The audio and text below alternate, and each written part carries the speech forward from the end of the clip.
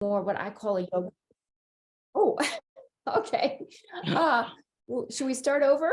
No, that's fine. It's a new version of Zoom, so Oh, okay. We got we're it. All okay. right.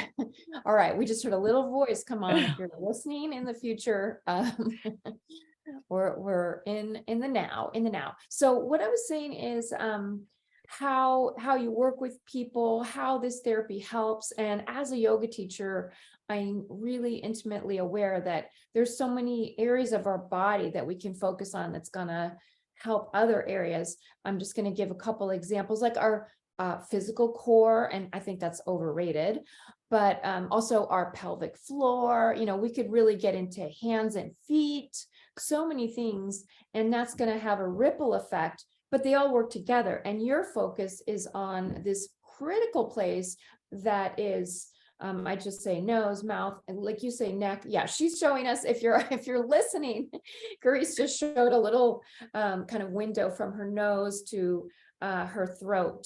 And I find that fascinating because, again, it's all related. This is so important, though, because in Ayurveda, which is the sister science of yoga, our senses and our oral health and our nose, all those things are super important. So I'm going to stop talking and let you comment, or I'm just excited to have you hear what you have to say about that.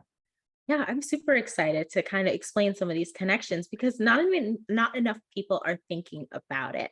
I know whenever we think about muscles or our bodies or health, we really go, shoulders down. We start thinking about maybe gut health, but our gut health, where digestion actually starts in the mouth. It doesn't start down there. It starts in the mouth with the saliva. And if you don't have a good salivary content, like let's say you're mouth breathing, so that's one of the things we address with myofunctional therapy. We try to eliminate mouth breathing and enhance nasal breathing because that's the way we're designed to breathe. So if you're a mouth breather, you might be drying out some of the saliva, which is now going to change and impact some of the enzymes, or as you're swallowing, you might be swallowing additional air, and that's going to impact your digestive tract. So we're really repatterning swallows as well.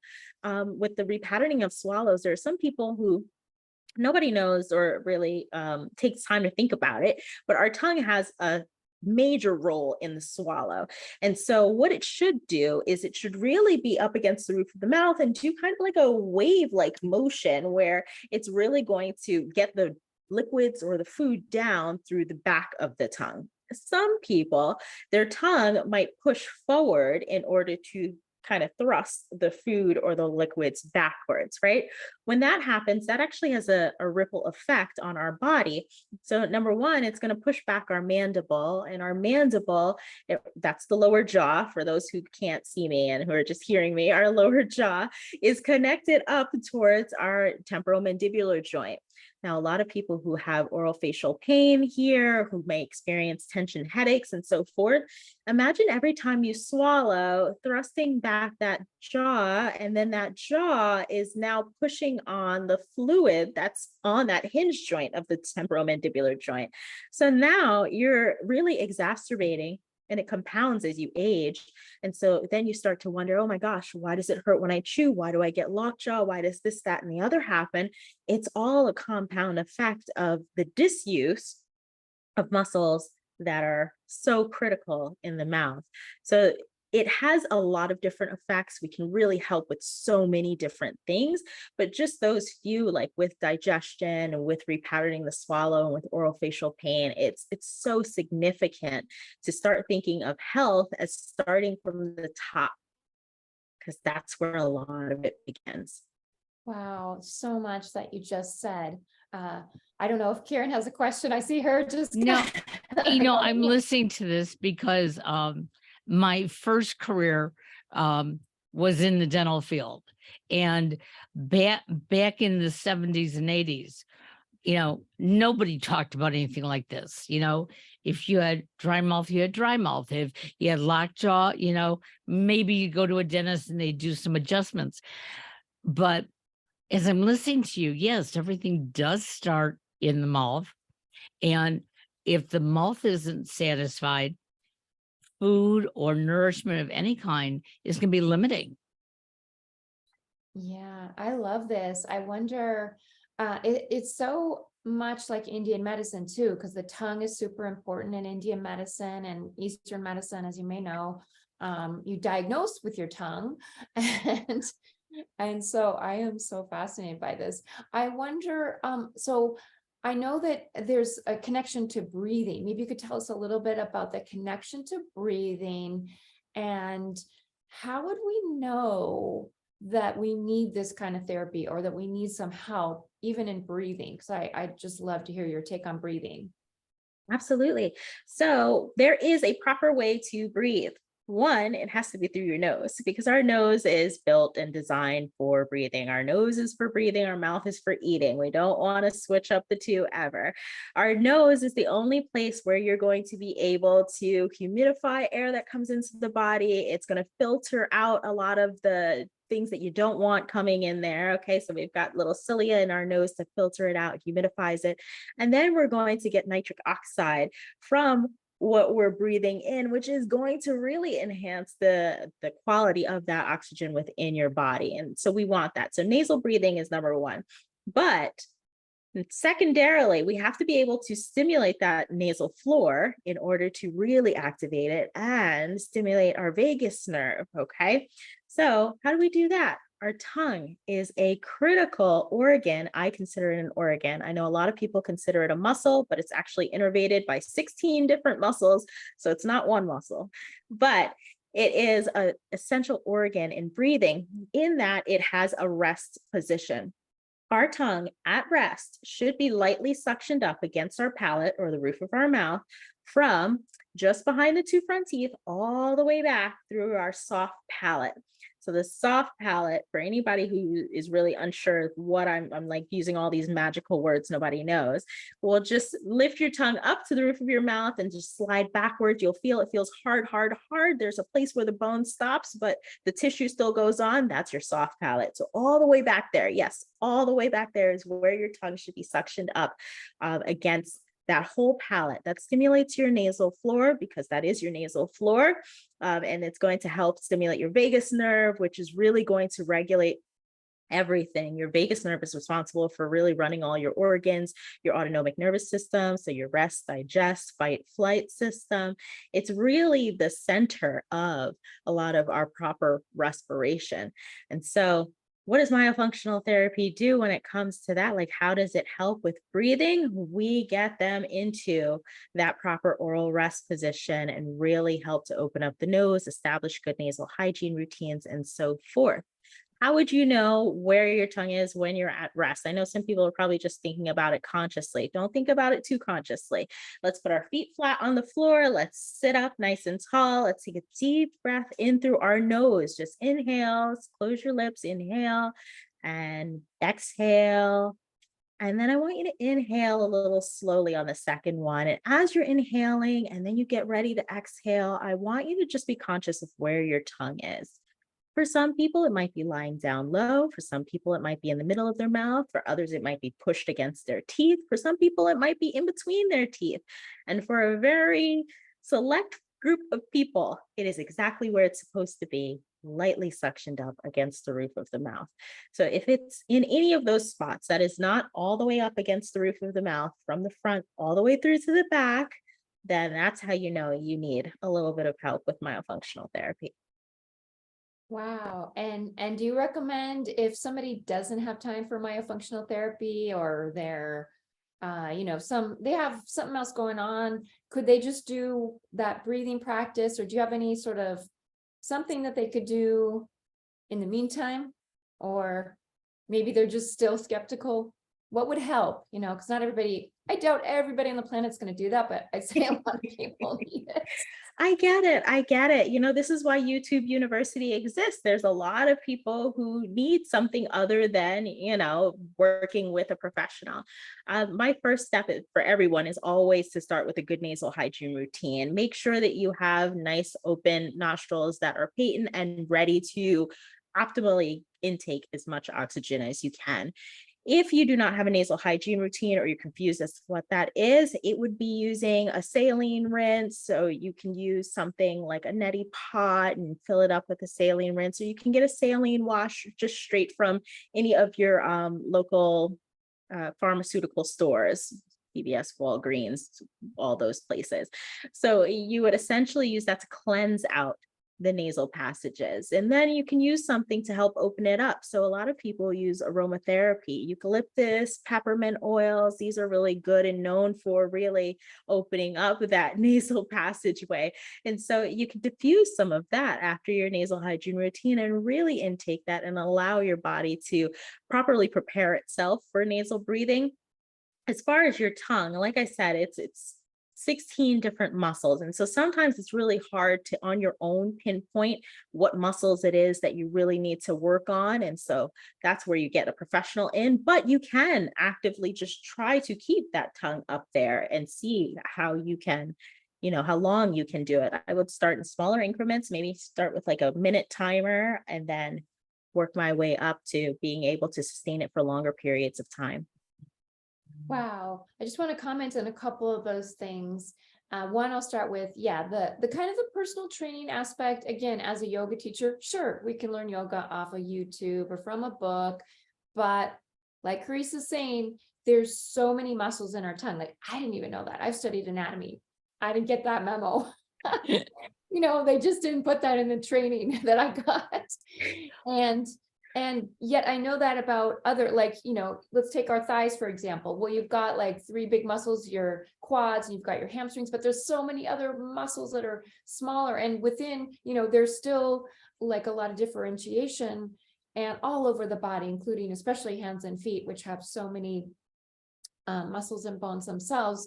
And so that refinement, I'm just going to call it refinement, is so important. So if you want to go deep, get a myofunctional therapist. I think I'm going to be signing up with you because this is important. Breathing is so important. If anybody, I'll put this, I'd love to hear if you've read that book, Breathing. I also want to shout out, you've got a great book. I'm not quite all the way through it, but some of the things that you talk about today, like the aromatherapy, and there's some breathing exercises in her book, and it's all about productivity. Let's get to that next, but I'm wondering if you've heard of that book, Breathing. I think there's a Breathing by James Nestor, and he's kind of bringing breathing into the mainstream. Just curious if you've read that book or heard of it. I'm not sure if I've read it all. I think I have it downloaded on Audible and I listened to part of it. Let's just say that. Yes, it's a really great book. So he is like a journalist, and what he went through with his own discoveries about breathing and how his breathing was impacting his overall health and wellness, he really dove deep. He spoke to a lot of the great leaders, a lot of great breath mastery people, and has really written such a comprehensive thing about just the importance of optimally breathing. Like, nobody thinks about it, but it is the most important thing to all of us. We can go for weeks without food, days without water, but not any of us can go for but a few minutes without oxygen. We have to breathe. And so we have to start thinking about that as like the top of the chain for all other health and wellness. Great. Yeah, that's great. And I will add a link to the show notes so that you can check that book out along with Karese's book, because they're both excellent. And yes, I'm remembering I did listen to it, but I need to listen to it again. And he was in the Bay Area too. I think he lives in the Bay Area. So my next question, now I'm forgetting what it was, but there's so many things I want to ask you. Maybe the connection will go to I know I'll remember what my last question was, but the connection to sleep, like how is breathing? I know we all know a little bit, but let's hear your take on why breath is so important to sleep. Yeah, so when we're breathing is like the crux of all life, as we've kind of covered throughout this whole time we've been talking. What is happening when we're sleeping is our body is doing all the restorative processes that we don't get to do when we're awake. Our brain is actually firing a lot more neurons and faster, and we're getting a lot more electrical impulses from our brain while we're sleeping, because the brain is doing the most important work. Now, the brain has to function off of there being a good blood oxygen ratio. Okay. We have to have really good oxygen. If we are not oxygenating well, our body is going to put a pause because our body has to prioritize. Our body's main thing, keep our human alive. Okay. Our body is going to prioritize breathing over some of the restorative processes that we would need to have happen while we're sleeping. So you won't be able to regulate well through your sleep cycles. A lot of people, when they're having breathing issues during sleep or sleep disordered breathing. So obstructive sleep apnea would be under that umbrella of terms. Snoring is under that umbrella of terms. Sleep disordered breathing covers a number of things. But when you're having breathing issues, you're not going to cycle through your sleep stages appropriately. If you're younger, that's incredibly impactful because you need stage 3 sleep to get to human growth hormone secretion. So that's going to impact growth and development right there for children. We need that REM in order for our brain to detox and to do its own drainage system. We have our lymphatic system, we have our kidneys, we have a lot of other ways to drain when we're awake. But when we're not awake, that's the brain's time to do all of its drainage. And so we won't be able to get to any of those things if the body thinks that we are hypoxic or we're not getting enough oxygen. So now it's going to prioritize that, and your sleep is going to be impacted. So it doesn't matter what kind of pillow you have, if you turned off your TV 2 hours before bed, if you didn't eat or whatever. Some of these sleep hacks or, sleep hygiene tips do absolutely nothing for you if you're not breathing appropriately at night, because your body is still going to prioritize you staying alive over cell regeneration, as an example. Wow. Fascinating. Did you have a question, Karen? No, I'm fascinated because I was diagnosed about 3 months ago with sleep apnea, and everything they told me that happened in the test just doesn't make a lot of sense. And they even agreed that we have to redo it. But it was that test that taught me how to breathe through my nose because of wearing the guard that one night. And it was like, I felt like I was choking unless I breathed through my nose. And I think that's like the first time in my whole life that's when I started breathing through my nose. It's like, I can do it. But I used to think I couldn't. Oh, yeah, definitely. It can seem impossible for some people, especially when you've been doing it for what can be considered habitually for decades Right. or however long. So what's interesting is that one of the first few stages of sleep, all the muscles start to relax. Okay. And so we're getting a lot of relaxation in our throat, our tongue. For some people whose tongue doesn't sit suctioned up to the roof of their mouth, it's going to fall down and back into that airway, right? And so that's going to now cause a lot of resistance. So when we're thinking about snoring as one of those primary signs of obstructive sleep apnea, snoring is the sound of air meeting resistance as it's going through your upper respiratory tract. Now, that's never something that I want. Like, I don't want any resistance for any air that's trying to come into my body, right? But a lot of people think of it as like normal or cute, and it's really not. It's impactful. And so when you're nasal breathing, especially if you get that tongue up and out of the airway, so if you're wearing a dental piece that is going to shift that lower jaw forward and move that tongue forward as well, then you're able to get a good amount of oxygen. And then you can now breathe and finally cycle through those sleep stages and really get restorative sleep and not just restful sleep. Yeah, I just wanted to add, I mean, this is something I haven't worked on myofunctional therapy, but I've worked on my breathing as a yoga teacher and as somebody who is into Indian medicine. I remember in high school, I was like addicted to nasal spray, like my nose was so congested. I remember, I don't know if it's an addictive, but I know that if I didn't use it, I don't know how I stopped, but I just kept spraying it because my nose was so congested and it would just get worse. And if I stopped using whatever the product was at the time, I couldn't breathe. And, flash forward, I remember when my son was younger, I used to do the neti, which neti it looks like a teapot. That's what I'm going to say. My Yes. son used to say, Mommy, why are you pouring a teapot in your nose? And I thought that was the cutest thing because I was like, oh, it's a teapot because it's a little cup thing. You could do other kind of spraying your nose, like a nasal spray with saline. But I like the neti. And one other shout out is I've been doing it really consistently neti since, I'd say going out more, and it really is going to help you not get sick, because if you've got like viruses coming in, you get rid of them at the end of the day. So I can safely say that every day that I go out and I'm around people other than those in my household, I always do a nasal rinse when I come home. And I've talked to my acupuncturist about this. I think it really helps you, knock on wood, to not get any of, we don't only have COVID, we have a lot of different things. And so the nasal rinse is very powerful. It can be hard if you do have congestion, but if you do it consistently, your nose will be nice and open. Did remember my question, and that is the productivity piece, because I love that you tie all that you do, which seems like, is this really going to help me? Do I need this? You tie it all together with productivity. So tell us about how what you do helps us with productivity. And that's the name of your book, or it's part of the name, the title of your book.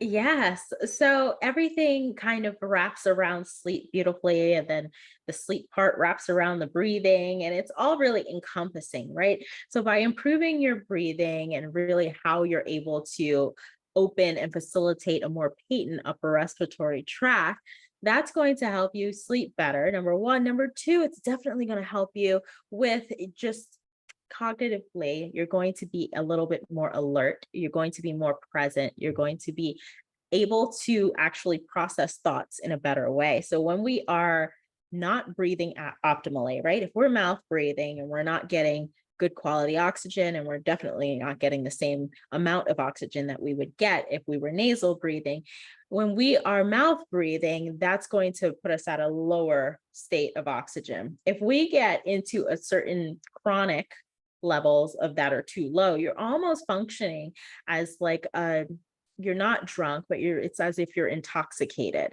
Okay. Where your balance becomes impacted, your acuity and your skills, really visually, you're unable to really process what's going on around you. You can't think clearly. You can't really put your words together in the way that you would want to. And so all of that is really impacting your ability to function throughout the day. So being able to breathe better, being able to sleep, waking up, feeling well rested, not waking up feeling like, oh man, I really need my coffee today, because if I don't get my coffee, I don't know, I'm not going to make it. That is not the way to really, get to any of those goals, dreams. You can manifest as much as you want, but if you are not able to really get active and to have accountability for your day and how you are cognitively going and showing up into each of these days, it's going to impact your productivity significantly. Yeah, and I have to say, I love the way your book emphasizes the quality of sleep over the quantity, because sometimes we focus so much on, I've got my 8 hours. I mean, we're not going to debate that today, but the quality is so important. And you cite some individuals that don't get as much sleep, and we're not going to, well, anyway, I'll let you comment, but there was one more thing I wanted to ask about. How do we, or what can we do to improve our sleep quality, and how we're sleeping, if there's any other tips? Absolutely. Well, I do want to say that I think just to kind of comment before I get into what you did ask, I think that the quantity of sleep, how long you're in bed, can be a misnomer. Anybody who is tracking their sleep, and there are some exceptional sleep trackers out there. Some people are doing it with an Apple Watch or an Oura Ring, or just having an app by the bed. If you're tracking your sleep, sometimes you'll see that you may have been in bed for about, let's say, 8 or 9 hours, and you may have thought that you were sleeping for 8 or 9 hours. But then when you see those sleep cycles and the wake cycles, and then how much of that was disrupted, or you're tossing and turning, you probably only got 2-3 hours of good quality sleep where you're in REM, where your body actually did all the restorative processes that it needed to. So I feel like it's such a misnomer that, we all have to be in bed for a certain number of hours, because so much of that is just wasted time. If your body's not restoring, you're just resting. It's almost like you're sedated, like your body is just not getting any of those processes done. So I really do value quality over quantity. Okay. Second question. I can't remember what it is now. How can we get better sleep? Just some tips for yeah, I know I was a lot. Got it. Okay. How can you get better sleep? First off, we want to be in charge of our body's circadian rhythm. And if you're going to be in charge of that circadian rhythm, there needs to be some consistency. When we have children as women, or even as men, when children come into your life and you have a new child in your life, everybody talks about how much they need a routine. You have to get them on a schedule. They have to do this, this, and that, because otherwise, it's terrible. We as adults, that really never stops for us. We needed that when we were young, yes, and we need that now too. Our body works off of that same kind of routine. So become consistent with your sleep schedule. Once you become consistent, you are going to find so much improvement just based off of that alone. Okay. We definitely want a nasal hygiene routine. I want you to make sure that you are facilitating optimal breathing and so forth, but be consistent with what time you're getting yourself into that bed. Try to be consistent with what time you're getting up in the morning. Make sure that you're winding down into sleep. You never want to just try to lie down and then just pass out right away, because those people who fall asleep fast, that's a clear indication of sleep deprivation, like something was going on prior that it has not been diagnosed or is unaddressed. So you want to try to get rested. Relax your way into your bedtime routine. Be consistent with what time you're going to do that to the best of your ability. There will always be exceptions to every rule. You'll have an event, a wedding, a party, something to go to. But for the most part, out of 365 days, if you can get 330 of them to be consistent, you're going to succeed. I love it.